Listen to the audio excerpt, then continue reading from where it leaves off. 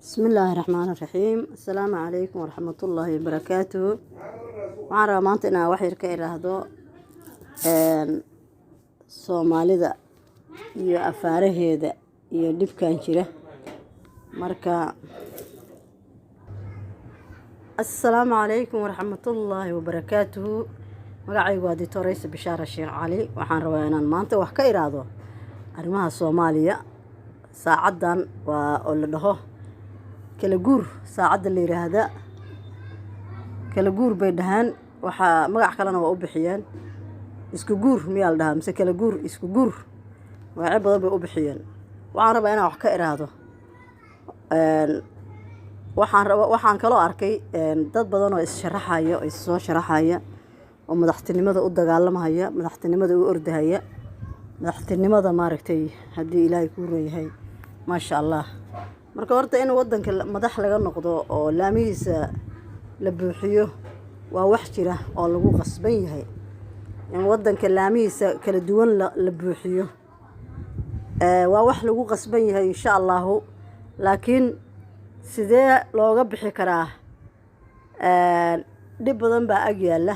dhibkaasuna wuxuu yahay in maaragtay aysan cadaalad jirin. laan kastoo maanta timaada ama wasiir ha ahaado ama xildhibaan ha ahaado inuusan maanta cadaalad buuxda heli karin, naftiisana cadaalad buuxda u heli karin, maaragtay dalka iyo dadkana inuusan cadaalad buuxda u heli karin.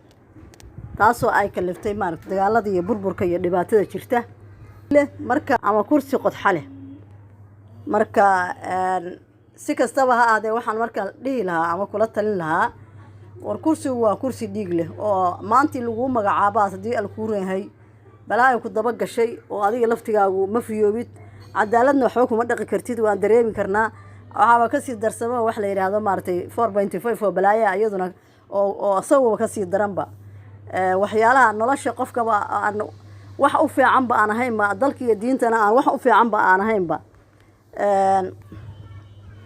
baaba ugu sii darsamayba.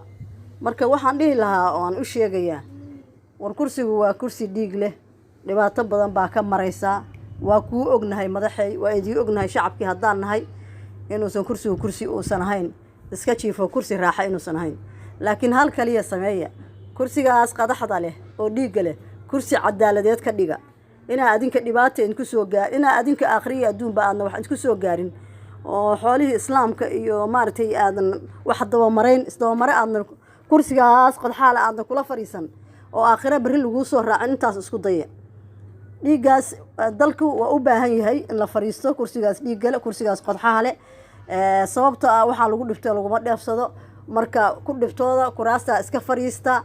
laakiin ogaada ku dara cadaalad. haddaad cadaalad ku dari weydaan oo dulmi iyo isdabamarsiin iyo balaayo iyo xiqdi aad ku dartaan adigoo kursi qodax le ku fadhiya haddana oo dhiig le ku fadhiya haddana aakhira haddii Ilaahay kaaga dhiga ciqaab ka war. marka waxaan leeyahay kuraastaas oo dhiigga leh oo qodxaha leh ku fariista.